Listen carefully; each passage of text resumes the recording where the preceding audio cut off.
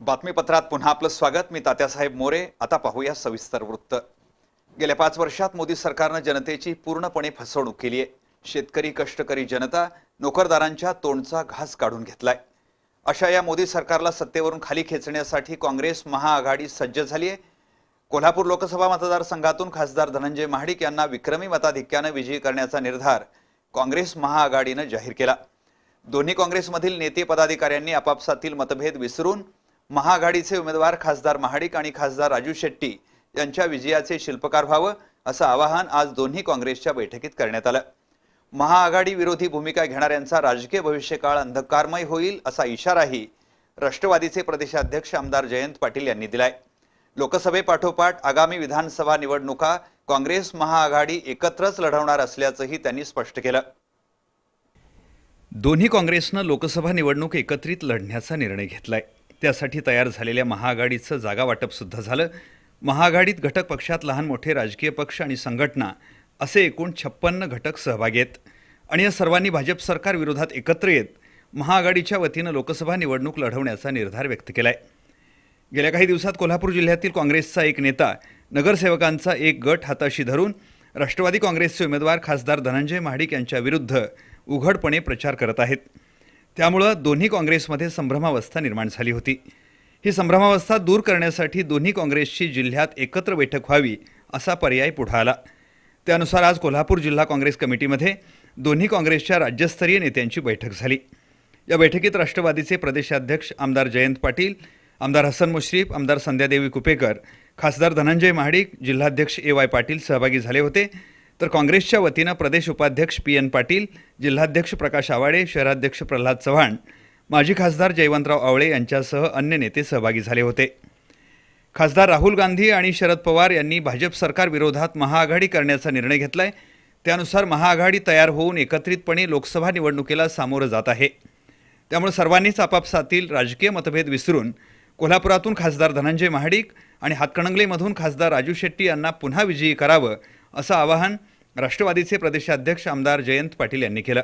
धनंजय महाडिक हे कर्तव्यार आहेत। लोकसभेत जी सुप्रियाताई आणि धनंजय महाडिक यांना जे संसद रत्नासारखे पुरस्कार मिळालेले आहेत, त्यामुळे लोकसभेत बोलणारा खासदार जाणं हेही लोकसभेत कोल्हापूरकरांच्या दृष्टीने आवश्यक आहे। ठीक आहे, काही गोष्टी राजकारणात मागोपुढे 1-2 मागोपुढे होत असतात।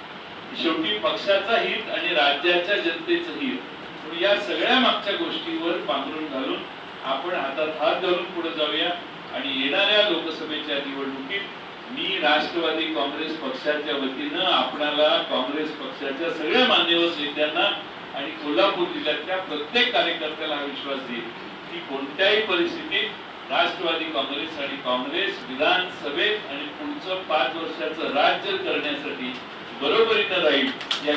आमदार हसन मुश्रीफ यांनी जिल्ह्यातील राजकीय घडामोडींचा आढावा घेतला। काँग्रेस पक्ष हा राष्ट्रवादीचा मोठा भाऊ आहे। राष्ट्रवादी काँग्रेसकडून काही कळत नकळत चुका झाल्या असतील तर त्या विसरून जाव्यात आणि यापुढे कोणताही वादविवाद न करता आतापर्यंत झालेले मतभेद पंचगंगेला अर्पण करून खासदार धनंजय महाडिक यांना विजयी करण्याचं आवाहन त्यांनी केलं।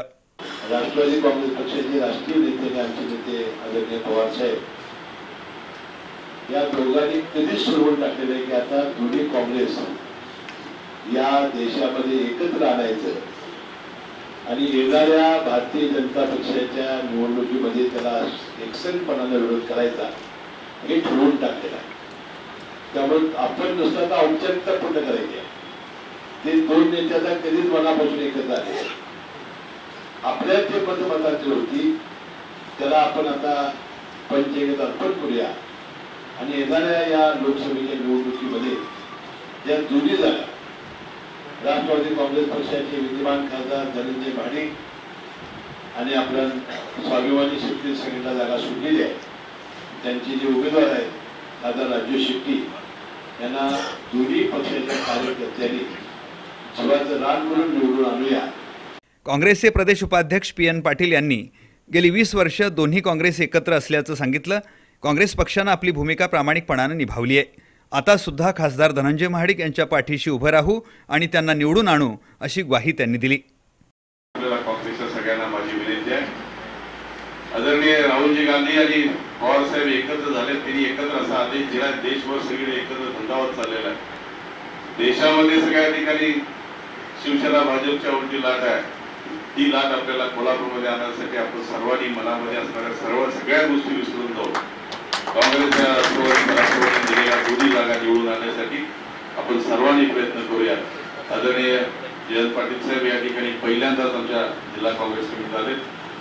मी त्यांचं महाराष्ट्राचे उपाध्यक्ष म्हणून या ठिकाणी मनपूर्वक स्वागत करतो आणि मी त्यांना आपल्या सगळ्यांच्या वतीने सांगतो की आम्ही ठामपणानं राष्ट्रवादी काँग्रेसच्या दोन्ही उमेदवारांचा प्रचार या ठिकाणी करून निवडून आणण्याचा प्रयत्न करणार. काँग्रेसचे जिल्हाध्यक्ष प्रकाश आवाडे यांनी भारतीय जनता पक्षावर कडाडून टीका केली.